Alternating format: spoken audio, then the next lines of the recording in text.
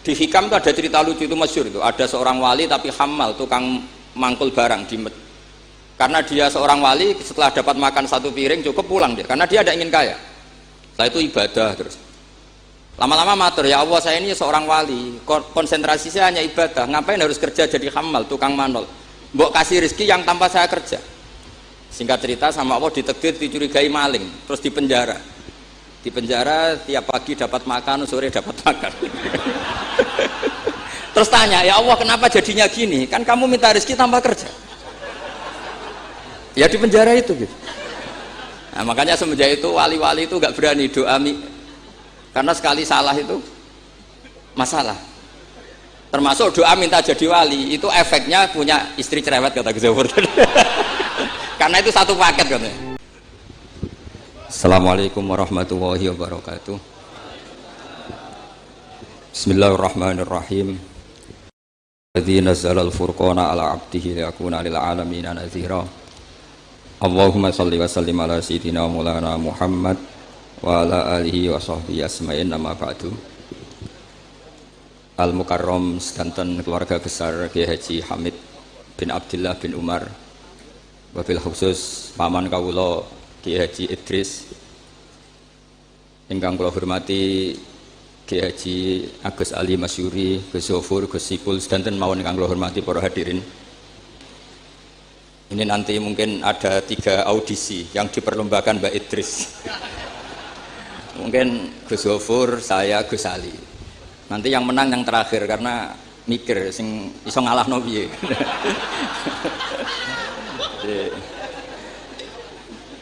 Yang kasihan Gus Zafur karena pertama, jadi saya bisa gasap ilmunya nanti. Begini, kecil saya itu sering sowan Pak Hamid karena memang sepupu mbah saya. Dalam catatan nasab mbah saya kandung namanya Fatimah binti Kholik bin Umar, tapi sepuh-sepuh namanya tidak Kholik tapi Idris. Kayak Mbah Hamid ini nama kecilnya itu Abdul Mukti, jadi di keluarga saya biasa ganti nama. Dulu kecil saya orang manggil Udin, jadi kok bakul bakso. Lama-lama setelah agak-agak alim itu bangun manggil saya itu Bahawah dulu. Saya pernah diganti bangun Bahawah. Lama-lama mungkin terlalu sakral, terus tengah-tengah itu Bahauddin. Begini, dulu saya pernah cita-cita jadi wali karena pernah mbah wali. Karena kecil saya itu sering dijak sowan Pak Hamid. Setelah agak besar kok prosedurnya kok agak sulit gitu. Terus jadi tidak ingin. Tapi tadi kata Gus Zafur, sementing pernah nempati tempat yang dipakai wali. Tempat ini pernah dipakai Pak Hamid. Insya Allah nasib kita kayak Nabi Zakaria, karena takbirnya hunalika, di tempat itu. Begini, jadi saya akhirnya nekuni ilmu itu di sarang. Yang jelas begini, sebelum hadirin tahu banyak, tradisi keluarga saya itu menghafal Quran. Dulu bapak saya Kiai Haji Nur Salim Al-Hafidh, setiap kesini itu diminta Pak Hamid baca Quran di kamarnya. Jadi bapak saya itu kecelok ponaan mantu. Saya dengan Mbah Hamid itu nasibnya sama. Jadi Mbah Umar itu punya istri namanya Maimunah, itu mbak kandungnya Mbah Bedowi. Sama seperti Mas Arwani, semua yang di sini itu keluarga semua, keluarga Lasem. Tapi ke sini tidak penjajah karena Mbah Kusairi ya sudah di sini. Tidak kok terjun bebas, tidak ada yang bawa itu. Saya teruskan, cita-cita kecil saya itu ingin jadi wali. Lama-lama kok syaratnya itu repot. Karena idola saya itu Pak Hamid Pasuruan, kebetulan wali yang jalur sulit. Kalau wali jalur jadab itu gampang, ibu-ibu rada aneh-aneh itu clear sudah. Itu lebih gampang. Itu. Tapi Mbah Hamid ini kan ma'ruf bil ilmi karena beliau pernah ngaji di Mbah Khalil Harun di Kasingan. Tapi gak lama, yang paling lama di Mbah Dimyati Termas. Beliau lama sekali ngaji di Mbah Dimyati Termas, bareng Mbah Limaksum, bareng Mbah saya, Mbah Sidik, terus bareng banyak. Kita tahu Mbah Dimyati Termas adalah adik kandung Kiai Mahfud At-Turmusi. Kiai Mahfud bin Abdullah bin Abdul Manan. Abdul Manan ini adalah awaluman lazama min ahli Jawa, mulazamah di Sayyid Az-Zabidi, Sahibul Ithaf, yang mengarang kitab Ithafus Sadat Al-Muttaqin. Itu murid mulazimnya itu orang Jawa, namanya Abdul Manan. Beliau punya anak namanya Abdullah, punya anak Mbah Mahfud, yang pada akhirnya jadi gurunya Mbah Hasim siapa? Asy'ari. Mbah Mahfud ketika di Jawa, memang cerita wali itu syaratnya harus cerita grup. Ada grup WA wali itu ada, mulai dulu itu ada. Jadi wali itu syaratnya harus punya grup. Karena untuk legalitas wali itu harus disahkan wali. Nggak boleh wali diangkat Menteri Agama, Gus ya. Nggak boleh, Gus. Nggak boleh. Kata beliau nggak boleh. Nggak boleh wali diangkat Menteri Agama. Yang angkat harus ketua wali. Ini Gus Ali seneng kalau nggak boleh. Jadi harus punya grup. Kenapa harus punya grup? Karena syarat kebenaran itu harus disepakati, harus konsensus bena ahlil haq. Kalau NU menamakan ahwa ahlul halli wal aqdi. Kenapa demikian? Ada standarnya. Dulu Kiai Hamid itu ma'ruf ngaji badim itu malah kitab Jamul Jami', kitab paling ruwet. Makanya alhamdulillah nggak banyak peminatnya. Karena sesuatu yang ruwet nggak perlu diteruskan. Jamul Jami' itu kitab yang saya dulu pernah ngaji Mbah Mun, abahnya Gus Zufur itu khatam. Itu ngaji itu lama sekali karena memang nggak bisa cepet-cepet karena memang harus mikir. Setelah saya ngaji Jamul Jami', ngaji Lubil Usul, karena Kiai Mahfud itu al-usuli. Nah ini kaitannya dengan kewalian Mbah Hamid. Nanti kamu bisa daftar lewat jalur ini, jalur saya ini nanti. Kitab Usul Fiqih adalah sebetulnya kitab yang memudahkan kita jadi wali, meskipun pelajarannya susahnya minta ampun. Kenapa demikian? Karena usul fikih itu yang memberi ruang bahwa qutbu hadzal adalah al-istildad bil mubahat. Pada akhirnya poros utama agama ini adalah orang-orang soleh itu nikmati ma'abahahu, sesuatu yang dibolehkan Allah Subhanahu wa taala. Saya dulu ya janggal, Mbah Mun itu kalau ketemu bapak saya itu ya guyon terus. Kiai Hamid di Lasem sama Singat kalau ketemu keluarganya sering guyon di ruang tengah itu di Pondok Fakhriyah. Karena mbah saya itu sepupu beliau. Dulu saya janggal sampai Mondok Sarang ya semua ulama kalau ketemu pasti guyon. Ternyata memang menurut pandangan usul fikih hukum mubah itu tidak ada. Kenapa tidak ada? Karena mubah itu maknanya bisa dilakukan, bisa ditinggalkan. Padahal dengan melakukan mubah seseorang pasti meninggalkan keharaman. Watarkul haram wajib, padahal meninggalkan barang haram itu wajib. Makanya rata-rata pondok-pondok salaf itu jarang santrinya diharamkan rokok ngopi. Karena kalau kangkang itu ngopi terus rokokan dangak-dangak, itu artinya kan nikmati suasana pondok. Kayak apa kalau itu di bar itu, di kafe. Jadi itu bukan ngopi, itu tarkul haram. Nah, ini saya mohon yang kangkang kecil-kecil jadi wali lewat itu saja. Sehingga tidur itu ya wajib, karena dengan tidur kamu tidak bisa maling, tidak bisa dugem, tidak bisa ke kafe, tidak bisa di perapatan lihat wanita-wanita cantik. Jadi wan naumu ibaratun antar kilmaasi. Itu cara pandang usul fikih. Sehingga dengan cara pandang seperti ini Allah ngendikan wa min ayatihi manamukum billaili wan nahar. Termasuk ayatnya Allah adalah kamu tidur baik malam maupun siang dan baik subuh. Jadi cara pandang adalah al-manam itu tarkul ma'asi. Sehingga orang-orang usul fikih, makanya ketika Mbah Hamid terkenal wali, kemudian setelah saya besar tahu bahwa orang alim sampai bisa menerjemahkan menazumkan sulam taufik macam-macam lah. Yang saya kenang adalah saya ini itu, saya tak matur Mbak Idris, itu pernah Pak Alik saya. Saya ini apal diba, apal berjanji, apal burdah. Itu juga karena mbah saya kandung namanya Mbak Fatimah. Cung, Pak Hamid itu jadi wali, itu mergo apal burdah, apal diba. Karena saya masih ingin jadi wali, saya hafalkan. Akhirnya saya hafal. Tak ada tahu ini kalau Gus Aziz ini hafal apa enggak. Padahal sarannya mantunya orang Islam harus hafal Gus ini kan. Jadi saya ini akhirnya saya hafal, sampai sekarang hafal. Tapi tidak untuk pidato, ya hafal saja. Kalau Pak Said Akil Sirat hafal terus ngendikan terus kalau pidato. Katanya kalau nggak hafal nggak NU katanya. Begini, saya ini termasuk pengagum wali-wali alim. Mimbenihim tentu Mbah Hamid. Pertama Mbah Mun terkenal wali itu juga diantaranya yang memaklumatkan itu Mbah Hamid. Ini ini ada Mas Arwani. Ketika Pak D. Taifur sama Mbah Hamid sama keluarga, beliau memutuskan sudah saya hanya sama keluarga. Ketika ada tamu dilihat sama Pak D. Taifur, itu siapa? Itu Gus Mun. Mbah Hamid spontan ngintikan rojulun alimun waliwah. Semenjak itu orang Mbah Hamid spontan komentari Mbah Mun rojulun alimun waliwah. Semenjak itu orang ya samalah seperti Mbah Hamid dulu. Mungkin sudah wali, tapi maklumatnya ketika Habib Ja'far bin Syekhon memaklumatkan bahwa akan datang seorang wali, terus yang datang ngaji Ihya itu Kiai Hamid. Nah ini nunggu pengumuman berikutnya. Tapi tadi Gus Gofur sudah mengumumkan Gus Ali datang, ini juga wali ya. Jadi, anggap saja ini penobatan. Cuma yang agak masalah ini kan Gus Gofur itu pernah putus sama Gus Ali. Mbah Mun saja manggil Gus Ali le. Jadi ini kalau betul penobatan minal adna ilal a'la ini agak. Jadi ini tauliyatul adna lil a'la. Jadi ini agak masalah. Maka belum begitu sah ini tadi. Atau kalau sah ya tanpa penobatan itu memang sudah wali itu. Jadi ini begini, saya minta supaya pendaftaran wali itu lewat jalur ilmu saja. Saya punya sekian cara untuk Anda menjadi wali dekat Allah, maksudnya wali itu dekat Allah. Tentu tidak akan sekali berbah hamid, sudah itu tidak sopan, ingin sekali berbah hamid itu tidak sopan. Jadi wali yang biasa-biasa saja. Saya pernah baca hadis di Musnad Ahmad. Suatu saat Rasulullah itu kelihatan ceria sekali. Oh, monggo Gus Idror, monggo. Gimana Gus Idror?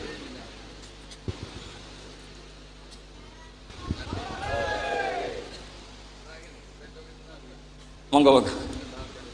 Saya teruskan ya. Saya itu punya tradisi kalau ngaji itu tak takriri, termasuk Ihya. Itu juga karena saya dengar kabar setelah Pak Hamid ditermas, kitab yang beliau ji dengan Habib Ja'far bin Syekhon itu Ihya. Tentu ngajinya Pak Hamid jangan bayangkan kayak kangkang dia ini maknani terus nulis itu boten. Ini sudah muqabalah apa? Sudah perbandingan, bukan ngaji istifadah enggak. Begini.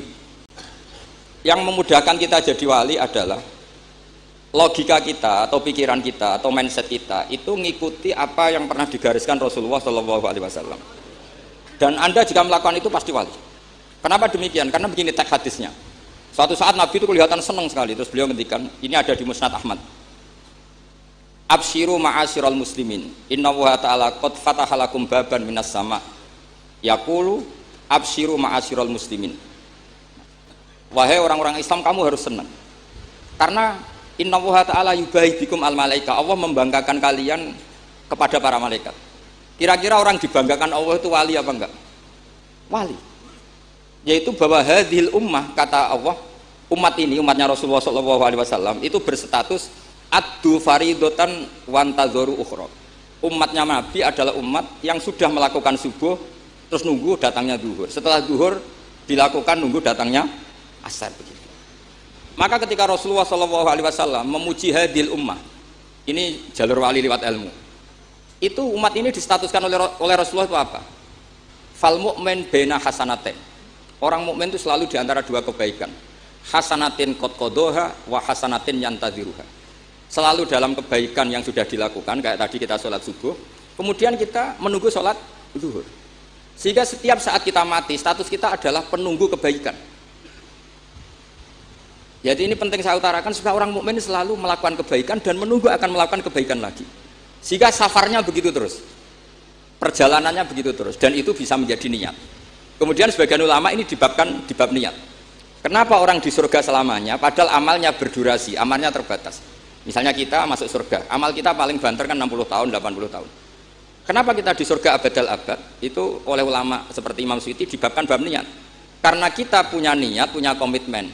Lau isna abadal abad la amanna ya abadal abad. Lau syi'na abadal abad ya la sholaina abadal abad. Karena kita punya niat, andai kan kita hidup selamanya, kita akan iman selamanya. Andai kan kita hidup selamanya, kita akan sholat selamanya. Nah, kenapa orang kafir mu'adzab abadal abad, padahal dia kafirnya juga terbatas? Karena di hati mereka, kalau hidup terus ya akan begitu terus. Sehingga disebut itu dibabkan di bab apa nih? Niat. Nah, orang mukmin barokahnya ada estafet tadi, habis subuh ingin duhur, ingin asar. Selalu perjalanannya dari estafet melakukan kebaikan menuju estafet kebaikan yang lain. Makanya orang mukmin kata Rasulullah SAW, fal mukmin bena hasanaten, yaitu hasanatin qad qadaha wa hasanatin yantadhiruha. Sehingga saya mohon sekali kalau jenengan sedang melakukan kebaikan harus langsung punya niat kebaikan yang lain, kebaikan yang lain. Makanya saya tetap berharap suatu saat setelah Pak Hamid akan lahir wali baru, lahir wali. Ngenteni terus. Orang kudu kasil saiki ngenteni wae ben terus. Karena kalau kasil saiki malah ndak nganti-ngenteni. Saya itu pernah kalah debat sama santri seumur-umur itu satu. Gus, jenengan sama saya itu masuknya surga cepat saya. Kenapa? Kata Rasulullah, man salaka tariqan yaltamisu fihi ilman sahalallahu lahu tariqan ilal jannah. Itu yang masuk surga itu yang masih mencari-cari. Kalau jenengan sudah ketemu itu enggak masuk hadis itu. Wah, kurang ajar betul itu orang itu. Jadi itu syaratnya harus masih mencari cari. Kalau sudah ketemu itu enggak masuk hadis itu karena sudah ada yaltamisu fihi ilman. Ini saya ijazahkan kepada Gus-Gus yang muda. Saya ngijazahi Mbak Idris enggak berani. Tak ijazahkan ini sama Gus Aziz. Mbah Hamid dulu masyhurnya itu supaya orang-orang tua ini yaltamisu fihi ilman. Itu yang orang-orang sepuh itu kalau sowan beliau disuruh ngapalkan Quran. Ada yang 2 tahun mati, 4 tahun mati. Sementing kata beliau, kata Mbah Hamid sini, sementing kowe nuju golek ilmu cum. Termasuk Pak De Bukhari yang orang Lasem itu juga ngapalkan Quran. Ada yang 6 juz mati, 9 juz mati.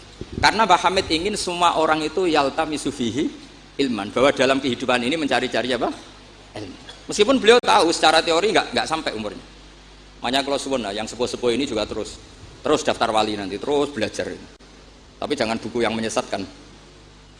Nah, kenapa begitu? Karena ulama dulu itu ingin semua orang itu melakukan hasanatin qad qadoha wa hasanatin yang tadziru. Tapi Rasulullah karena tahu kalau orang terlalu kepedean itu masalah. Terus Nabi juga ngendikan wal mu'min baina makhofaten. Orang mukmin dalam ketakutan 2. Yaitu baina ajalin qad madha la yadri ma wallahu qadin fihi ma wallahu saniun fihi wa baina ajalin qad baqiya la yadri ma wallahu qadin fihi. Itu betapa Rasulullah itu jami'ul kalim, orang yang kalau ngendikan itu mudah difahami. Tapi kamu jangan selalu gembira, kamu itu punya 2 ketakutan, dihimpit 2 ketakutan, yaitu ketakutan masa lalu kamu yang kamu tidak tahu Allah akan memperlakukan kamu kayak apa, dan ajal yang akan datang kamu juga gak pernah tahu nanti kamu diperlakukan Allah kayak apa. Makanya terus ulama-ulama kalau ngarang itu biasanya dibabkan kitabul khaufi war roja. Jadi rojaknya karena al mukmin baina hasanatin, yaitu hasanatin qad qadoha wa hasanatin yantaziruha, tapi juga al mukmin baina makhofatin baina ajalin qad madha la yadri ma wallahu saniun fihi wa baina ajalin qad baqiya la yadri ma wallahu qadin fihi. Sehingga orang Islam semuanya stabil, ada khauf, ada roja. Dan itu lagi-lagi di kitab Ihya, kitab yang dimulazamai Mbah Mun, dimulazamai Mbah Hamid. Saya sampai sekarang masih terus belajar Ihya.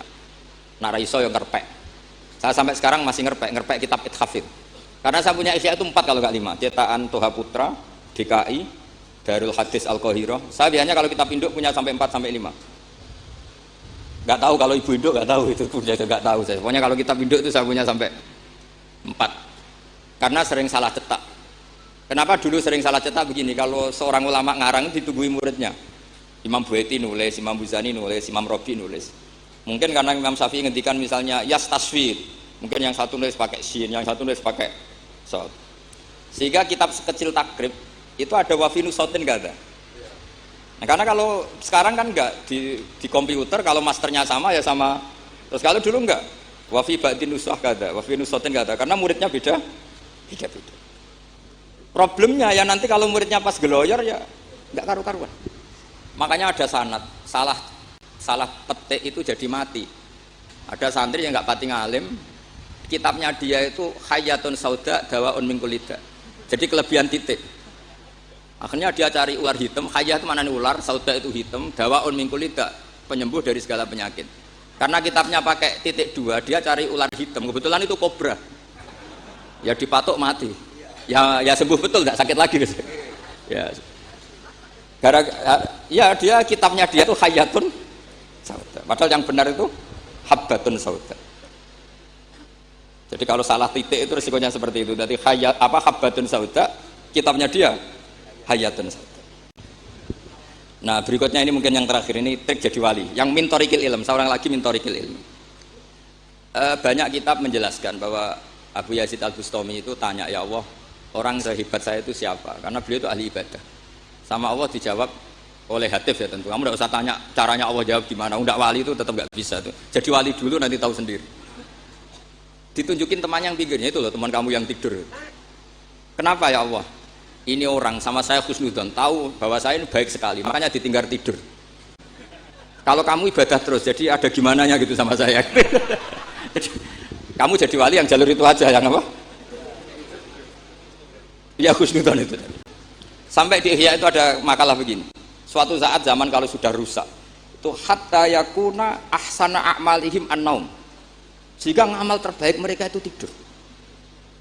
Kenapa demikian? Saya pernah Belajar juga sama bapak. Kalau bapak guyon tuh gini, kan di hikam itu ada makalah gini. Manusia itu siapa? Kata hikam, man kanat mahasinuhu masawiyah. Manusia itu orang yang kalau baik saja buruk, apalagi pas buruk. Jadi manusia itu man kanat mahasinuhu masawiyah. Fa kaifa la takunu masawihi masawiyah. Manusia itu orang pas baik saja buruk, apalagi pas buruk. Terus tak tanya bapak, kalau niku pak imam masjid sing istiqomah, ya apa istiqomah? Tapi ono kemungkinan yen ra ikhlas nak dimami wong liya. Sama sih.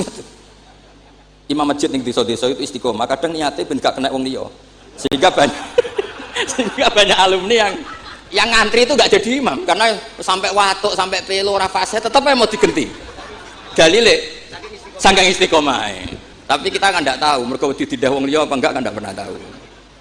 Jadi manusia itu mangkanat mahasinuhu masawiyah fa kaifa la takunu masawihi masawiyah. Nah begitu juga misalnya orang alim, saya ini kata orang banyak itu alim, baik kan?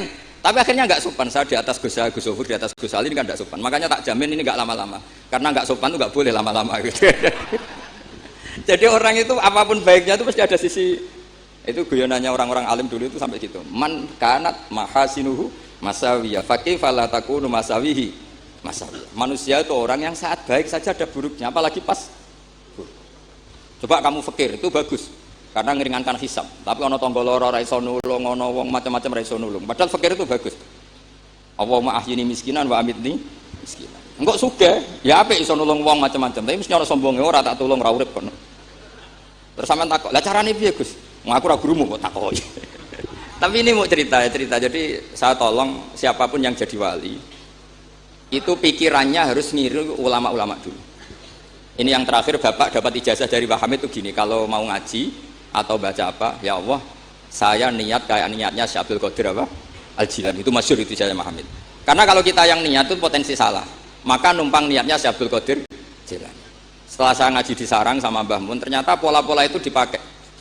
Daripada minta keliru, mendingan Allahumma inni as'aluka ma as'alaka bi abduka nabiyuka Muhammad wa asta'idzu bika masta'adza min habibuka nabiyuka Muhammad.